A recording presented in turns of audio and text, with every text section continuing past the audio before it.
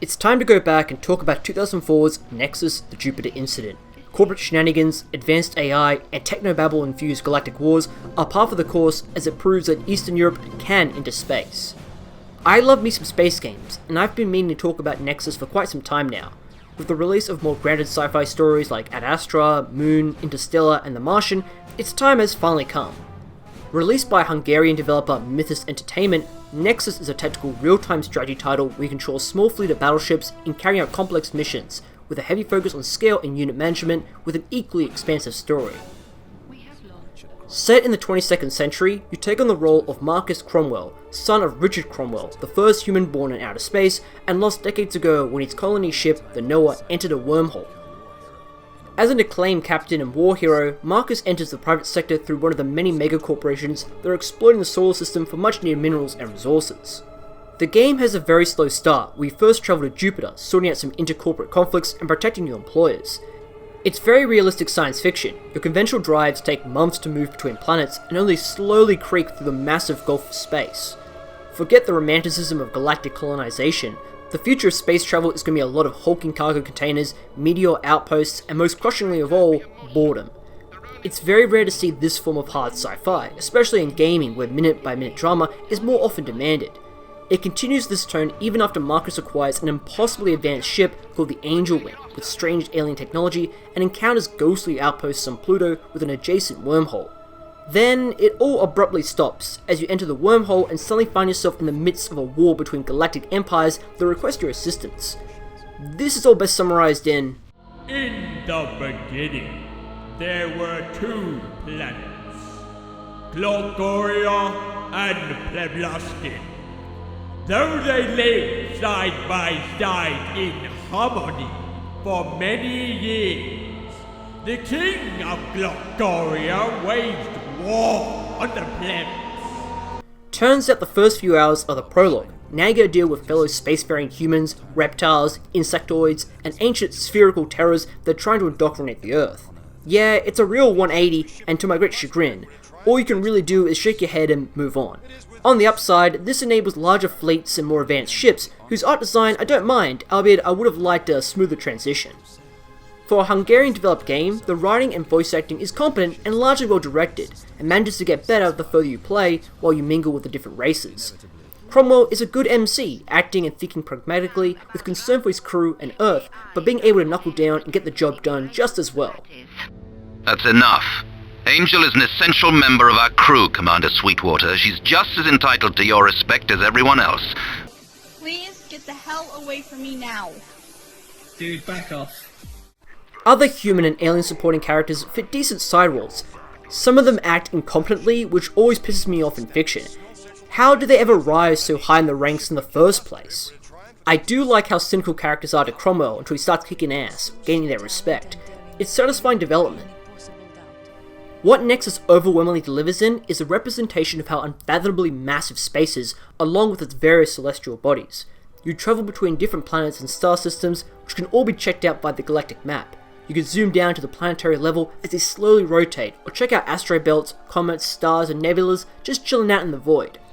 Watching as fleets duke it out while a planet or moon looms over you is pretty humbling, and the generally slow presentation and swelling music really adds to that feeling.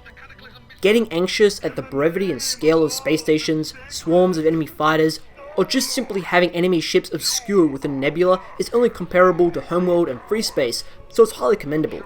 Speaking of, for most RTS players, Nexus's gameplay best resembles Relic's Homeworld series. However, the focus here is not on handling clusters of different units, but directing capital ships from target to target in much more controlled environments. Missions progress linearity,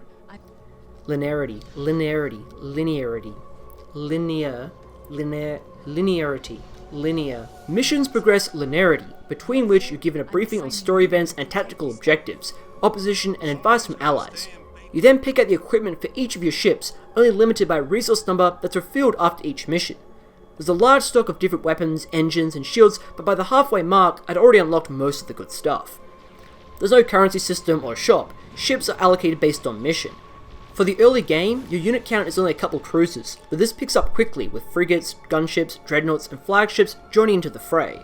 Smaller crafts like fighters that target enemy subsystems and marine pods that can board ships are launched from larger ships. You don't control them outside of ordering attacks and retreating for repairs.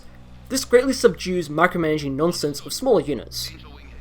The major categories and systems of your vessels are your shields that recharge over time, engines, generators, anti-missile and fire defenses, laser weaponry that take down subsystems, ballistic weapons that pierce holes, EMP grenades, and special attacks from semi-nuclear missiles to siege cannons.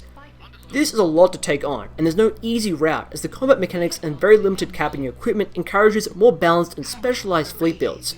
Objectives are highly varied, like disabling enemy ships and equipment, investigating distress signals and outposts, fighting off enemy fleets, and even a few stealth sections. It always means there's something new each mission, which gradually build upon each other in complexity and breadth of decisions. The gameplay is a much more directed experience than other RTSs, with no resource gathering or shipbuilding. It all comes down to the combat. Aside from the Angel Wing, which works like a hero unit, unlocked ships can still be lost, hampering your chances at later missions. Keep that in mind to avoid being stuck. Most objectives are typically subduing enemy forces or protecting VIPs from destruction. Objectives can deviate sharply, with side tasks and new hurdles thrown your way, so it's fairly normal to replay sections multiple times before achieving a good, totally not waste of time ranking.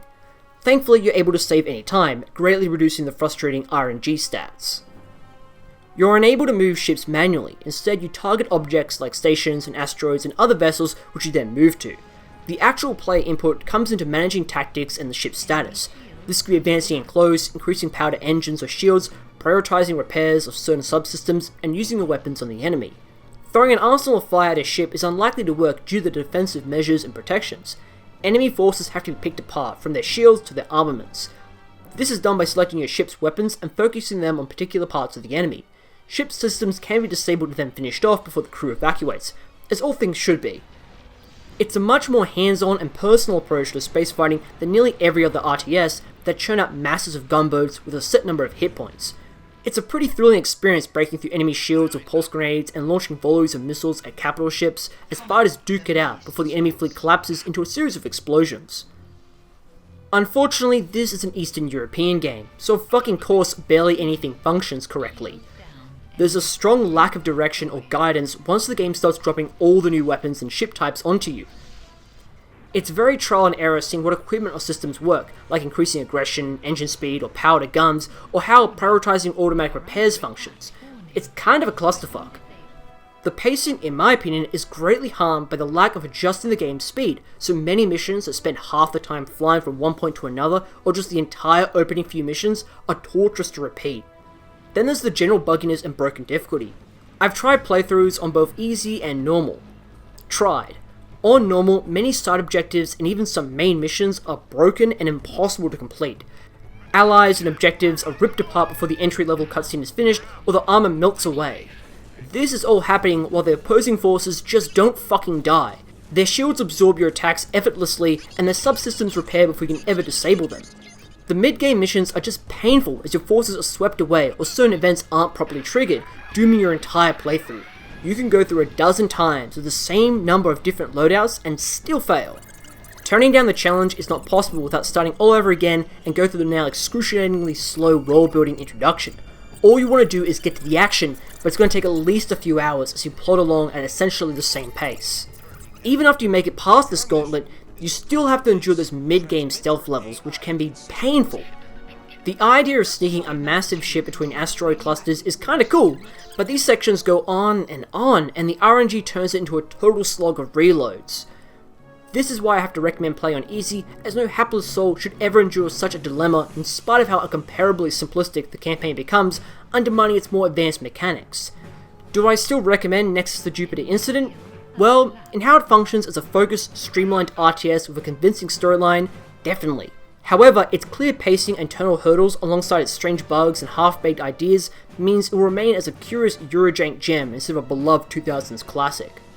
Nexus works well on modern OSs via both cheap Steam and GOG re-releases, and the highs that are here are rarely seen in contemporary space games. Currently, there's a real drought of dedicated epic RTS games that don't suck or aren't part of an established IP, so it's quite a treat digging through these old clunkers. If that still interests you and don't mind the jankiness, then I can confidently recommend Nexus to hardcore players.